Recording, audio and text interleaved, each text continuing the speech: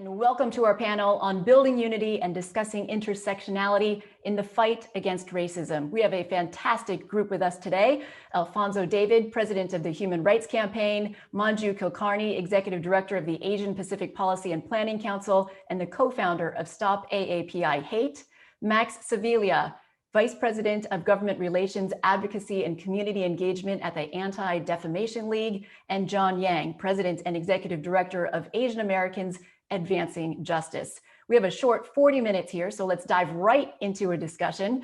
First, let's set the stage with where we are. What are the latest stats and data that all of our speakers are tracking? We're all learning here. This is a moving movement. And then let's get to the solutions and what can be done. There's a lot of great work being done by all of the organizations represented here. We want to hear everything.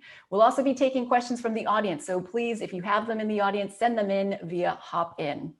Let's start with Manju, co-founder of StopAAPIHate. How bad is the data now? You know, what we're seeing across the country, Margaret, is really horrific.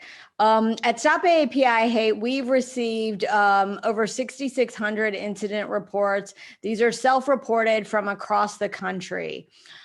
They include acts of verbal harassment, discrimination in the workplace, in housing, and in public accommodations. And sadly, they also include physical assaults on our community members, which many have seen in the news and on social media.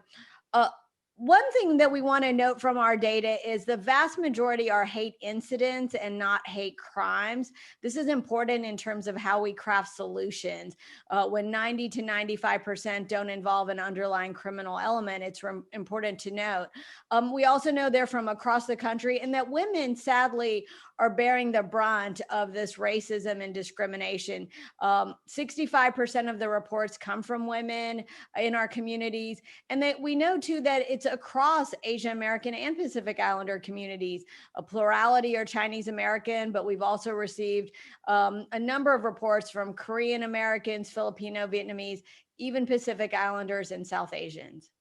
6,600, Manju, can you talk a little bit about the pace? Is that an increase in pace? Absolutely. And, you know, when we set this up in March of 2020, we really weren't sure what we were going to see. And that number grew from a few hundred to now several thousand. And what we know from AAPI data and the Pew Research Center is this is just the tip of the iceberg. In fact, 45% of community members reported to the Pew Research Center that they had experienced some form of racism in the last year. So that's pretty significant. I mean, that essentially equates to about 10 million people across our country. And Max, the Anti-Defamation League, you've been tracking these statistics since 1979. Can you share more about the numbers that you have on record? Absolutely. So I would say that in 2020 and 2021, we're seeing record levels of racism and discrimination towards many different marginalized communities. Manjusha spoke about the alarming increase in AAPI discrimination.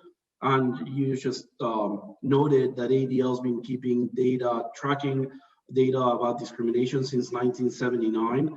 And our annual audit of anti-Semitic incidents for 2020, which we recently released, found that this is the 2020 was the third highest number of incidents of anti-Semitism since we started tracking, so since 1979. And here's the piece that I think is really important. At ADL, we know that anti-Semitism is one of the oldest and most persistent forms of hatred. It's the canary in the coal mine, serving as a warning that other prejudices in society are not far behind when anti-Semitism is present. And so the record numbers of anti-Semitic incidents and these alarming uptick in AAPI discrimination point to what it's really a very concerning societal trend. Can you share a little bit about why there's a rise, why you see these numbers are so high in 2020? Absolutely. So we believe that there are particularly two catalysts that have fueled this increase in discrimination.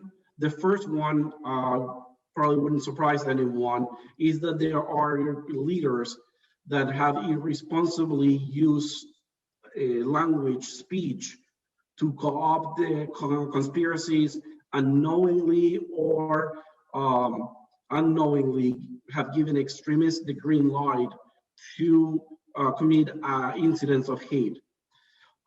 So we know, for example, that former President Trump, in the language that he used with regard to the pandemic, to COVID-19, and the references about the China plague or the Kung flu, that played a critical role, an important role in the sort of anti-AAPI discrimination that we saw.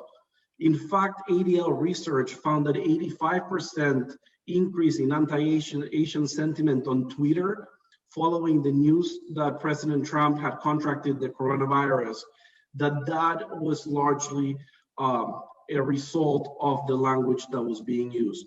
And then the second factor that we believe is really important for these increase in discrimination is the use of social media. Whenever whenever words are uttered that are hateful, by using the internet, we know that those words, that language has far-reaching consequences, and so the social media platforms, we believe, contributed to large extent to the increase in discrimination that we've seen over the past few years. It'll be interesting to dive a little bit more into those online statistics. John, at the Asian Americans Advancing Justice, your organization, why are you seeing this racism happening now? What are you attributing it to? Right. I think Max has it right with respect to one factor being COVID-19. The fact that there's fear around COVID-19 causes people to want to blame something, or in this case, someone.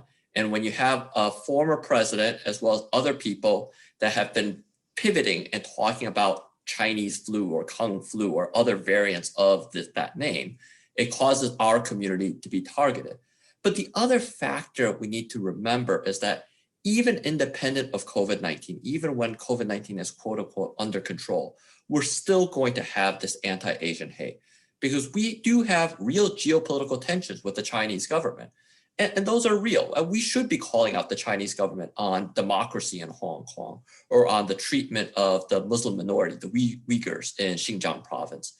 But when we do that, we need to be nuanced, because what we have always seen historically is that when we have these geopolitical tensions, what you might call external threats to the United States, there's always an internal community that receives that backlash. And that's what we're seeing now. And unfortunately, we expect that that will continue even past COVID-19. Manju, let's go to you now, and the genesis of why you started StopAAPIHate. It's a lot of what John and Max were saying, but can you tell us how and why you started StopAAPIHate, and how is this time around different? We started StopAAPIHate in March of last year, in 2020, and it was because we saw the emergence of this COVID-19 related hate, as John described. Here in Los Angeles, there was a case of a middle school child who was physically attacked and verbally assaulted on the schoolyard. He was accused of being a COVID-19 carrier and told to go back to China. And when he responded that he was not Chinese, he was punched in the face and head 20 times. And this all took place before there was a single confirmed case of COVID-19 in Southern California. So with these type of incidents, we knew there was a need to take action. We started our collaborative, and then really began to get incident reports on using our online form immediately. And so what I see as being different than past incidents of anti-Asian hate is, as was noted, President Trump made countless remarks attributing this to China, using racist language. And actually at StopAAPIHate, we did a study of our data in the fall and found that 700 plus incidents of the 2,400 we had received up to that point, so roughly about a fourth, included this very language from the president, Kung flu, Wuhan virus, and added to it were physical assault, discrimination in public accommodations, refusal of service. And so we know that words matter essentially, and that words have consequences. And so I think that's one of the key differences. In terms of resources, I think what you're seeing is also very different. You're seeing organizations like the ones today come together. You're also seeing journalists paying attention because now they're in, the editorial boards and in rooms where decisions are made. And we also see activists really pushing back. You saw after the Atlanta shooting that individuals in our community said, whoa, look at what the police officer is saying. He himself was selling racist paraphernalia, but also serving as a defense attorney in some ways for the perpetrator, providing exculpatory information. Oh, he said he's not racist. He said he had a bad day. And so when there was this pushback, you see now yesterday that led to consequences, which is that hate crimes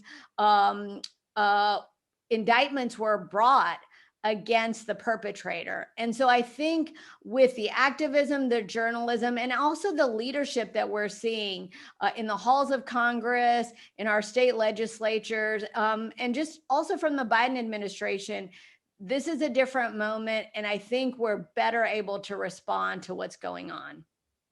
There's a little bit of hope in all of this. Alphonso, this isn't a new issue, and the targets are not only the AAPI community.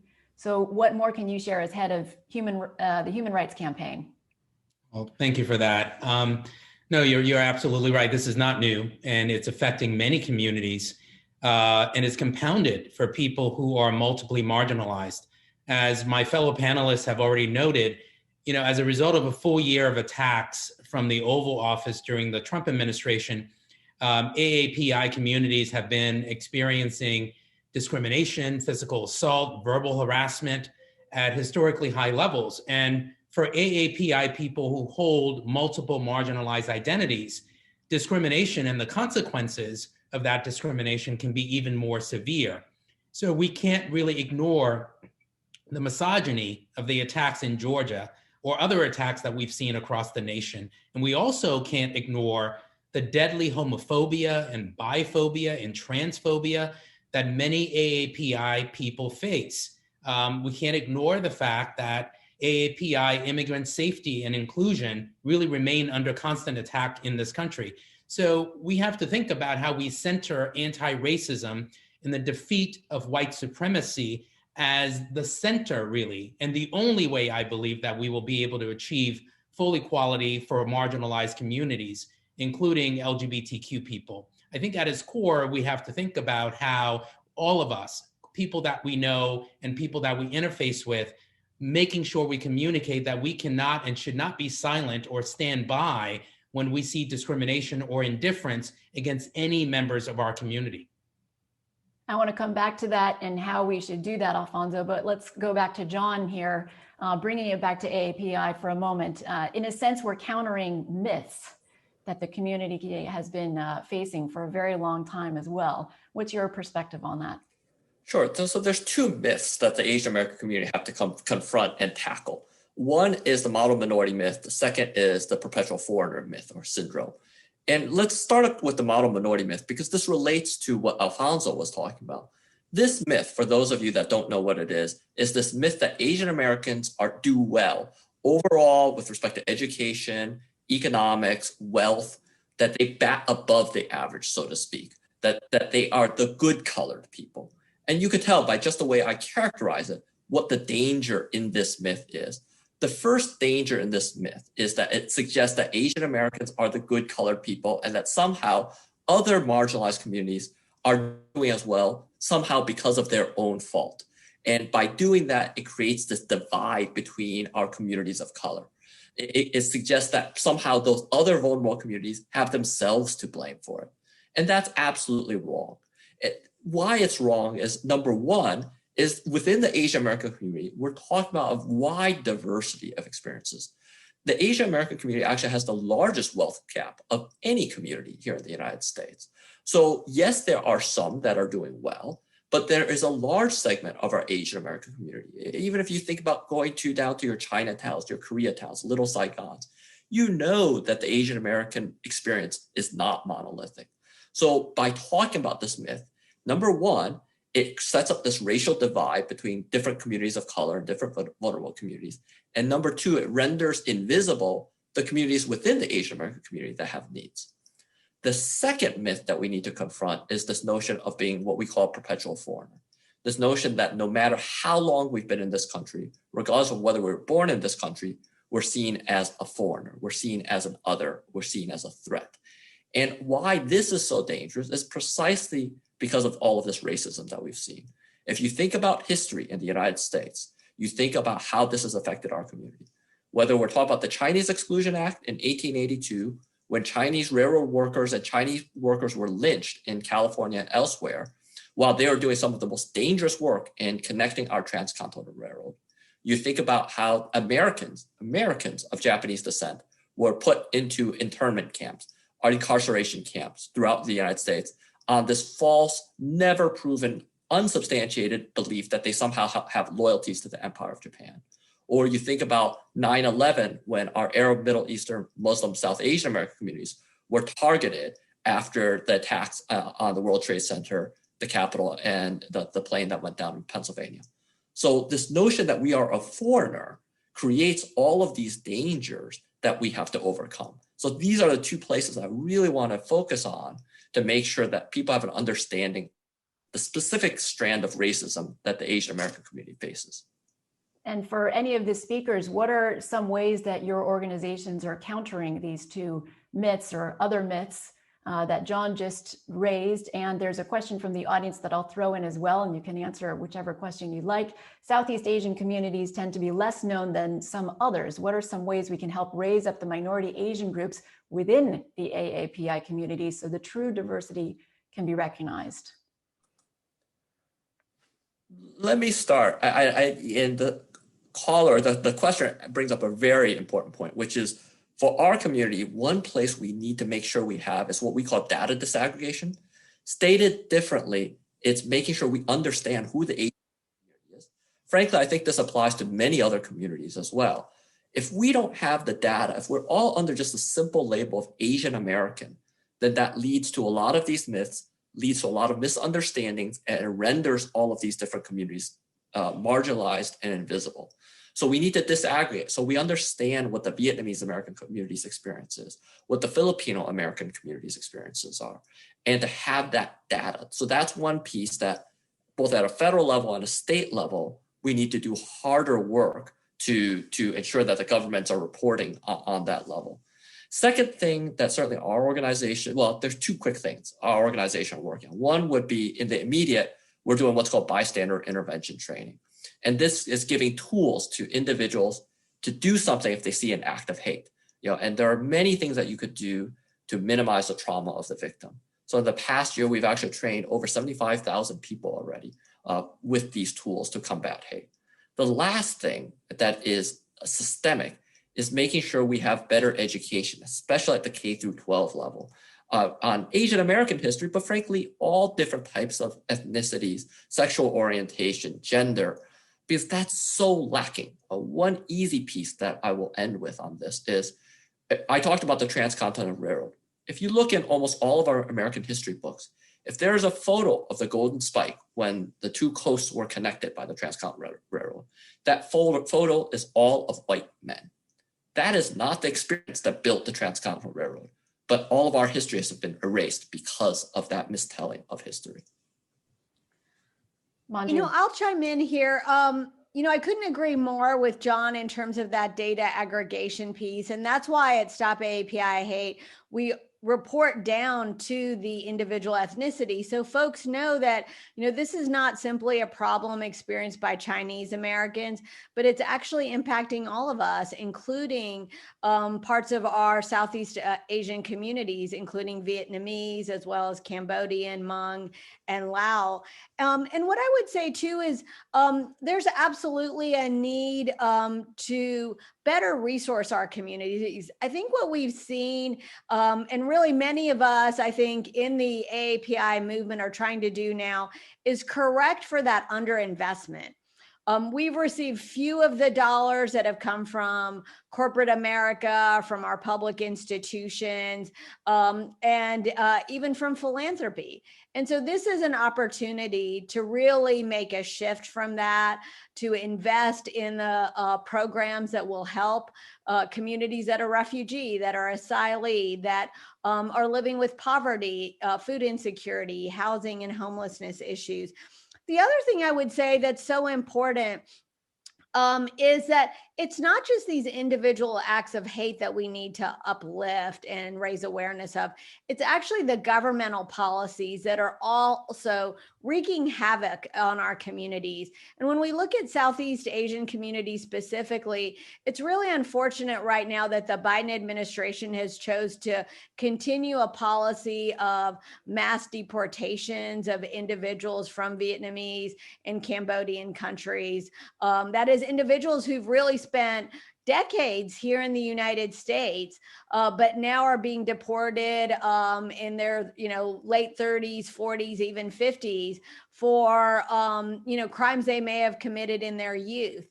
And so, when we look at those policies and also the China Initiative and others that I know John and several advocates have really uplifted, we know that our advocacy needs to look at and address not only individual acts that are committed by perpetrators, but that institutional racism that's actually brought to bear by institutions, right?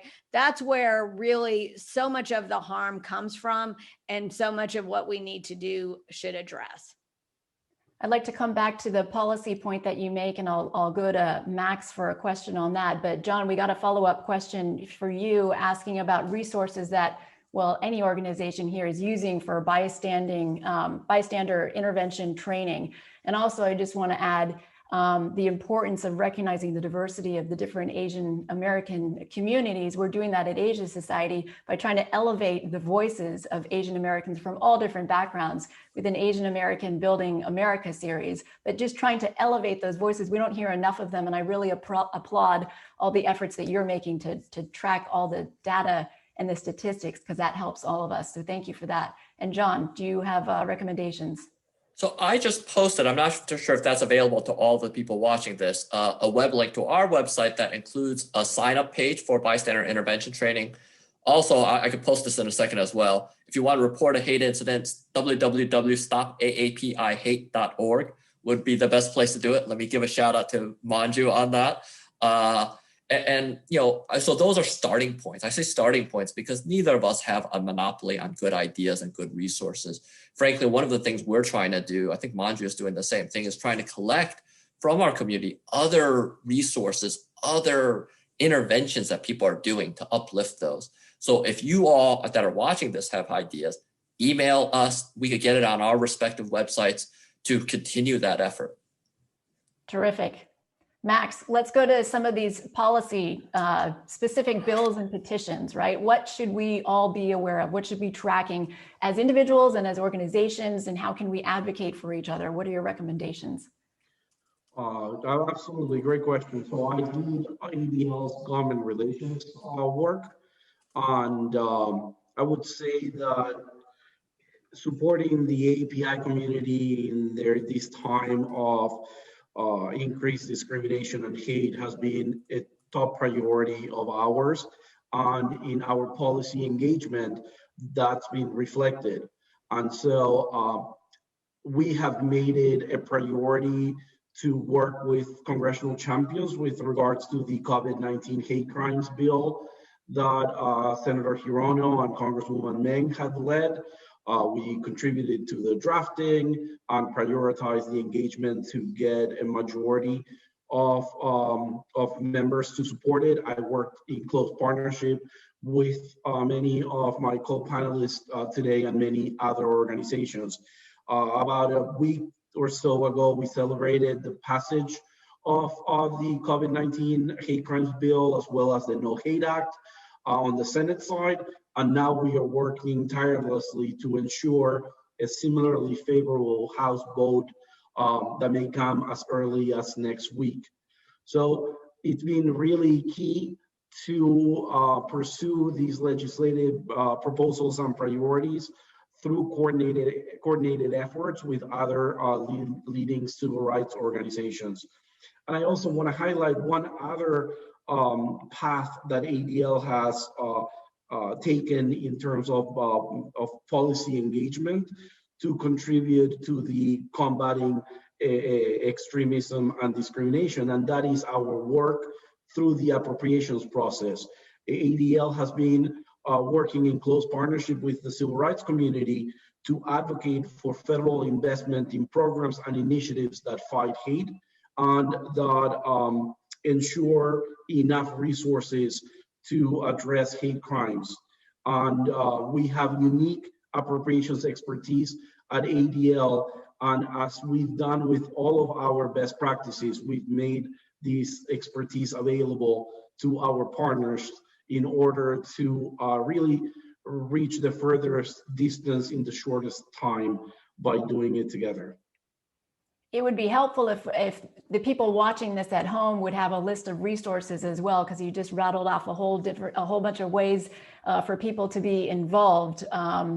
Alphonso, I'd like to come to you about the significance of cross-collaboration this month, which is Asia Pacific American Heritage Month. What can we do as organizations to support each other the way Manju and Max were just referencing in terms of policy?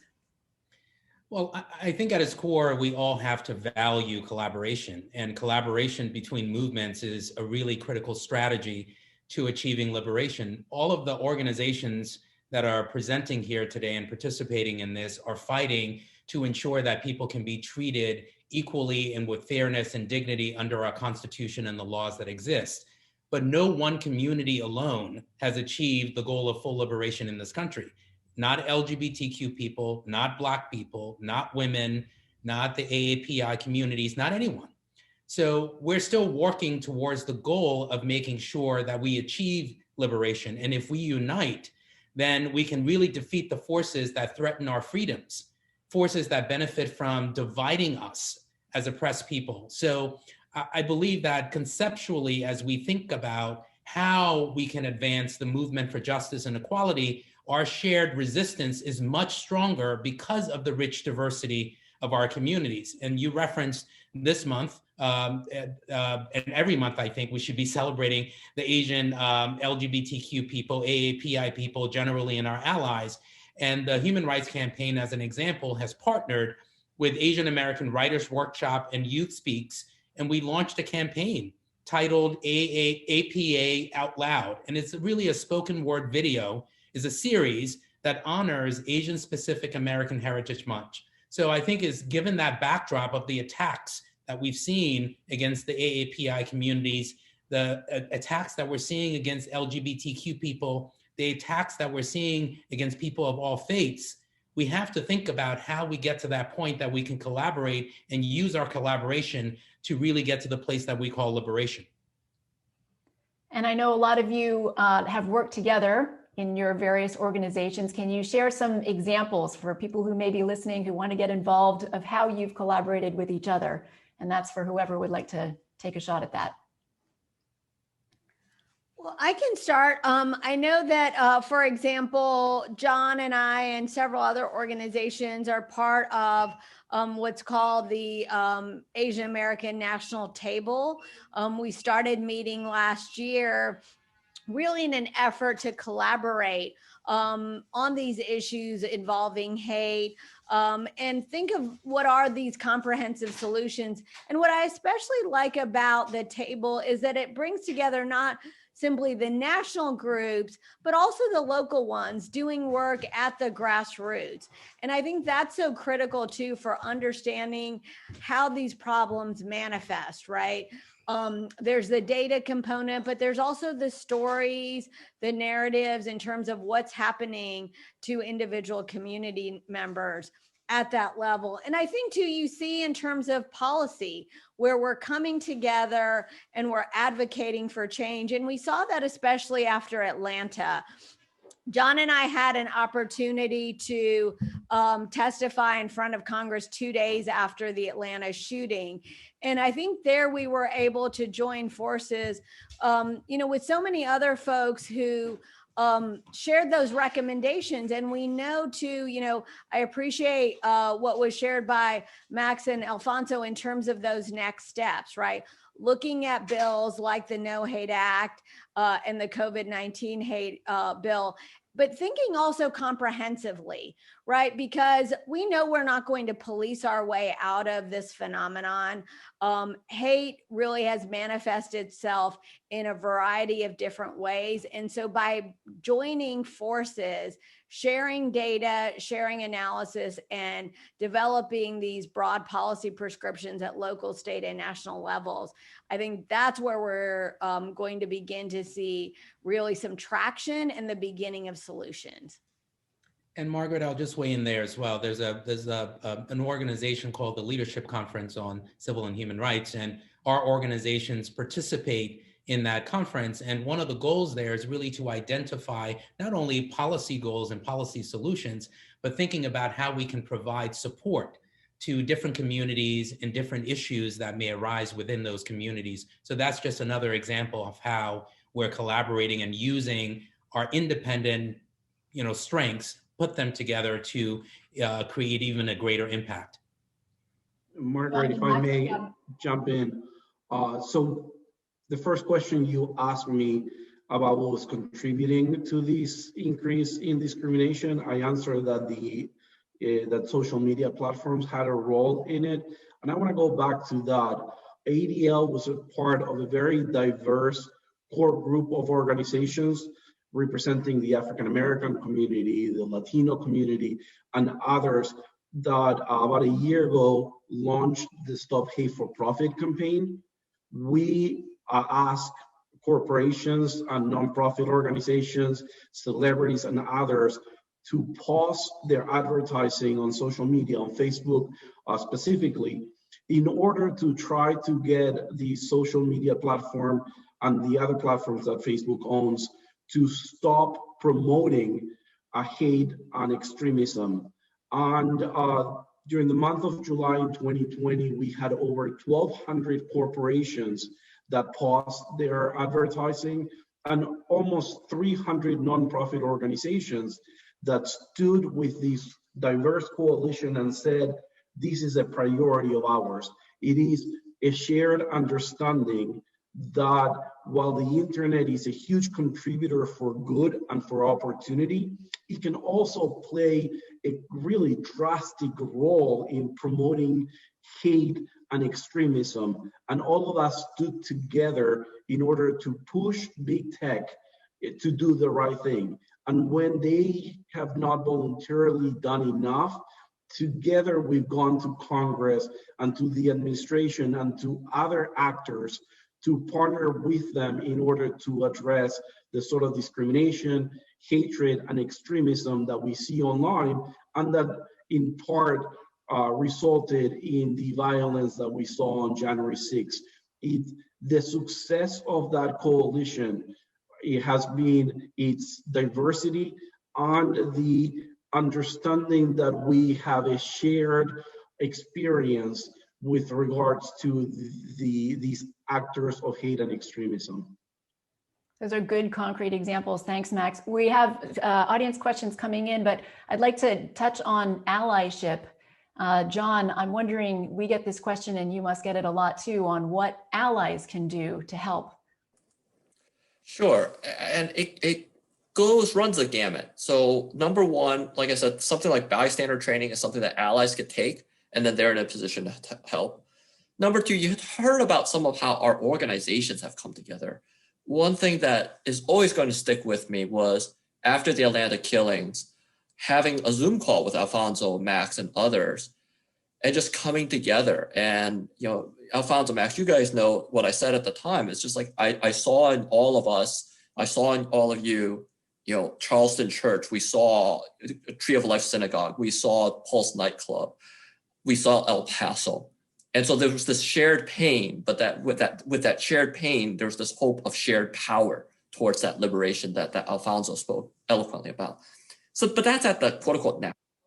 What I would encourage people to do is have those retail conversations, those individual small group conversations. In many ways about the same things that we're talking about, how this looks like, right? What we have to unlearn, unpack about ourselves. Look, Asian Americans, we have a certain degree of anti-Blackness that we need to unlearn, we need to confront, and we need our allies to help us have these candid conversations. And again, that can happen at that, I don't even want to call it local because that sounds like it minimizes it, at that level, as well as all of the levels along the way. Taking a question from the audience. Does anyone have data or statistics about Black attacks on AAPI? Because my understanding is the percentage is low compared to visibility on social media and in the news, which only divides our group. Who would like to take this on? Manju? Yes, I can start. And, John nailed it on the head, which is that we have significant levels of anti-Blackness in our community. And actually, Toni Morrison spoke about this years ago in the 1990s in a piece she wrote on immigration, which is that sadly, immigrants come to the United States often and understand right away the racial hierarchy that we have in our nation. And so they know that if they want upward mobility, if they want economic security, they need to align themselves with whites essentially. And so you see a lot of that sort of white adjacency in our community or efforts to strive toward white adjacency. And so what happens then is there is building on what happens in mainstream media and social media, this effort to target African Americans as perpetrators. And I will tell you that, while we don't collect ethnic specific data on perpetrators, from reading the 6,600 plus incidents, we know that it is a very small minority that are African American. And in fact, when we look at these broader types of discrimination, right, the ones that involve civil rights violations, of course, we know that those are institutional actors, heads of businesses, et cetera, and that these are the folks who often, because of positions of power that they are in, are actually white. So I know our data is also verified by studies done by University of Michigan and others to show that, in fact, this is not something that is most common from African-American perpetrators, but quite the opposite. John? Add on to that really quickly. Manju's right. I believe there is going to be a University of Michigan study coming out later this week or next week that confirms some of this data that we're talking about. There was an NIH study that was done, I think that was published in January of this year. It involves some more dated statistics, but still it proves the same point that out of the attacks against Asian Americans, about 76%, upwards of 76%, were by Caucasians, not by any other communities of color. Last thing I would want to emphasize about this is let's also be very, very direct. You think about who killed 6 Asian American women in Atlanta. You think about who killed 4 Sikh Americans in Indianapolis. It was a young white male. And that's the white supremacist environment that we definitely need to confront boldly. We are closing in on our ending point. So Alphonso, switching gears here for a moment and going a little bit deeper on identity and the importance of seeing beyond yourself, which I've heard you talk about. 30 seconds. Can you share a little bit about that? And I have one final question for the whole group. 30 seconds. Big topic. Manju and John referenced this so well with respect to power and to hierarchies. I'll just say this, culturally in this country, and in fact across the globe, we've created hierarchies of identity, whether in practice or theory.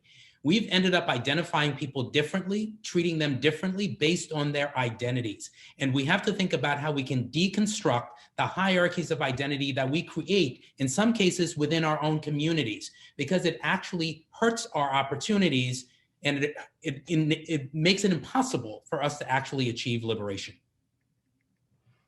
Well done. My last question for everybody, and if you could take 15 seconds, I want to do a temperature check with all of you. Let's start with Manju, John, Max, and then Alphonso, and how you guys are doing. You've been on the front lines. Are you hopeful? What are you feeling right now in this moment? Manju. I absolutely am hopeful, and I'll say something really quickly. We did a study of our respondents and asked them why they reported to StopAAPIHate. And the overwhelming answer was a sense of civic duty and having a collective voice. And so that makes me so hopeful moving forward that folks in our community want to be part of, I think, that move toward democracy that we're all striving for, democracy and equity and inclusion. John. Anytime I get to share space with Alphonso, Manju, Max, and hear their words of wisdom, that gives me hope. And anytime we have these spaces where we can have these conversations, that gives me hope. Yeah, I'll piggyback on what John said. I think that the coming together in this sort of unity and coalition makes me hopeful. ADL had our annual leadership conference about 2 weeks ago. And during this day-long conversation, we had a panel on AAPI discrimination and had Congresswoman Meng, Congresswoman Chu, and Congressman Liu. And one thing that they shared is the sense that ADL and others had been there for them since the beginning over this very difficult year plus. I myself had done a press conference a year and a half ago with some of those members. I did Asian Society of Southern California, a similar conversation to today, a year ago. And while it's really unfortunate and alarming that this is ongoing, the fact that we are coming together, supporting one another, making sure that no one feels alone, and that we are learning the best practices that each of our organizations of our communities possess. Thank you, Max. That makes me hopeful. Thank you. And Alphonso. I'm extremely hopeful. One of my heroes said that you can never change something unless you face it. And I think this country is being forced to confront bias that has existed for decades. And we've overcome challenges before as marginalized people. And I think that we are on the precipice of overcoming more. Thank you all very much. Lots to learn and process. And thank you to my Asian Society colleagues at our headquarters in New York for hosting this symposium. And from all of us, stay safe.